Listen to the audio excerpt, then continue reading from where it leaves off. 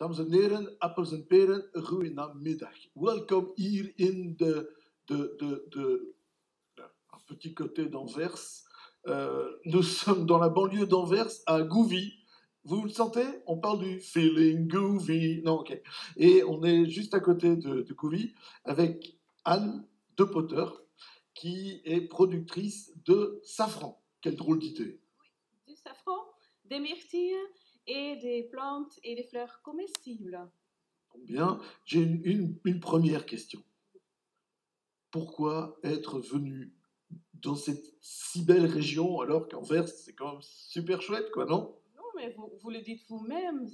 Vous entendez les oiseaux, vous voyez la verdure ici, la tranquillité. Et après, on peut travailler à l'extérieur, avec la nature. C'est pour ça qu'on est venu ici. Ça, je vous comprends complètement, parce que le seul problème, c'est que la cocaïne est beaucoup plus chère ici qu'à Anvers. Enfin bon, c'est une autre histoire. Allez, racontez-moi un petit peu. Alors, voilà, le safran. Ici, vous voyez une plantation, on a commencé à planter, à tester en fait en 2014 et en 2015. Et en 2016, on a démarré avec la plantation le plus loin, qu'on va maintenant reprendre les bulbes dans le mois de juin parce qu'ils sont épuisés. Et celui-là, ce que vous voyez ici, ce sont les fleurs, le safran de cette année. J'y connais absolument rien. Je vois bien ce que c'est le safran. C'est le pistil d'un crocus, c'est ça? Mais pas le crocus qu'on trouve dans les champs maintenant. C'est pas un crocus du printemps, c'est un crocus automnal qui fleurissent en octobre. Alors, on plante un bulbe. Allez, racontez tout, parce que les gens qui nous regardent, ils sont comme moi. Enfin non, il y en a qui sont peut-être plus intelligents, mais pas beaucoup. Donc autant que... Enfin, allez-y, franchement. On va planter les bulbes dans le mois de juillet-août, hein, fin juillet, début août. Et à partir de septembre, quand on a un peu de pluie et quand il fait un tout petit peu plus froid, les bulbes vont démarrer et à partir d'octobre, on a les fleurs de safran. Chaque jour, ils vont fleurir. Alors, au début, on a un bulbe, une fleur, mais après quelques années, les bulbes vont se multiplier eux-mêmes. Ça veut dire que chaque année, on a de plus en plus de bulbes et de plus en plus de fleurs et de plus en plus de safran. Le safran est quand même quelque chose de très onéreux, parce que c'est un travail de fou. Vous devez prélever les pistils, les faire sécher. On va cueillir chaque jour. Alors, la cueillette se déroule en octobre. On a 4 semaines à peu près, ça dépend du temps de la cueillette en octobre. Chaque jour, les fleurs sont là, on va les cueillir, on va à l'intérieur et après, on va prendre chaque fleur avec un petit ciseau, on va couper le pistil et on va les sécher par 200 fleurs, par 200 pistils. Parce que moi, je sais à peu près 200 fleurs, c'est 1 gramme safran. C'est ça qui est génial, c'est vous laissez sécher, et alors quand il y a quelqu'un qui rentre et qui a un courant d'air, tout... Non, ça c'est une mauvaise idée, ça je sens qu'elle va pas être contente, la dame.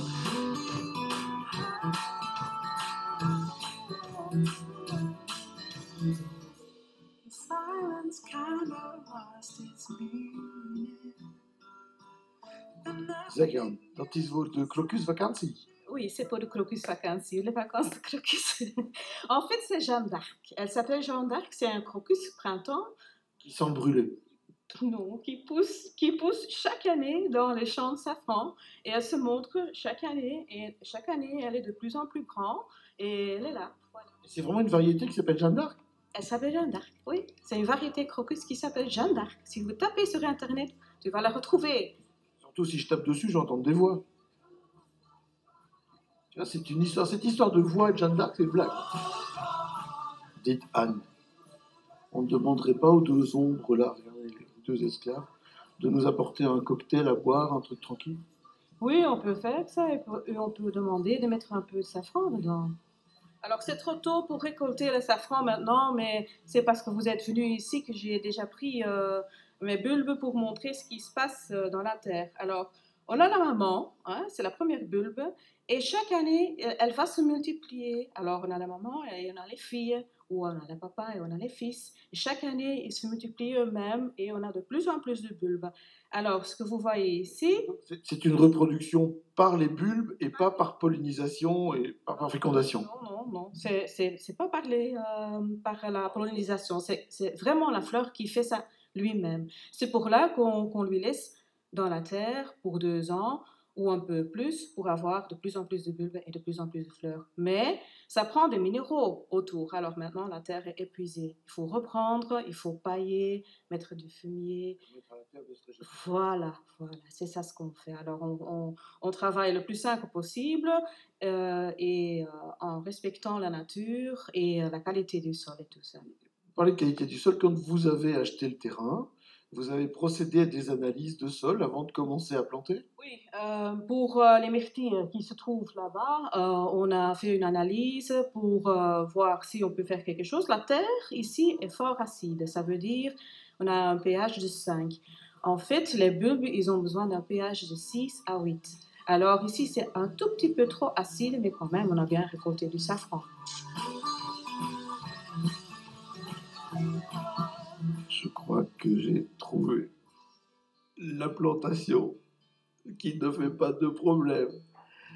La plantation de cannabis. C'est ça, c'est que ça sent bon en plus. J'ai pas de petits problèmes dans ma plantation. Pourquoi ça pousse si bien? Alors, Anne, pour cette émission extraordinaire. Ça sent fort, hein? Ouh, ça c'est puissant, ça sent fort, fort, fort.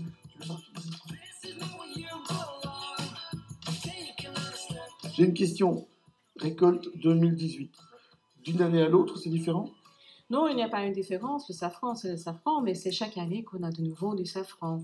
Et le safran se garde 3 ans. Alors, si on utilise le safran de 2018, tu peux le garder et utiliser jusqu'à 21, hein, jusqu'à cette année. Et si on dépasse les 3 ans, qu'est-ce qui se passe? Il perd ses odeurs, ses propriétés? Oui, il perd ses propriétés, mais on peut quand même, parce qu'ici, dans les petits... Non, je pense que pas celui-là, mais j'ai encore du safran de l'année 2016, la première récolte, et c'est encore super bon. Si tu gardes le safran comme il faut, fort sec, dans un tiroir, pas exposé à la lumière, tu peux le garder plusieurs années. J'ai le même problème quand je joue au Monopoly. Il m'arrive souvent de perdre mes propriétés.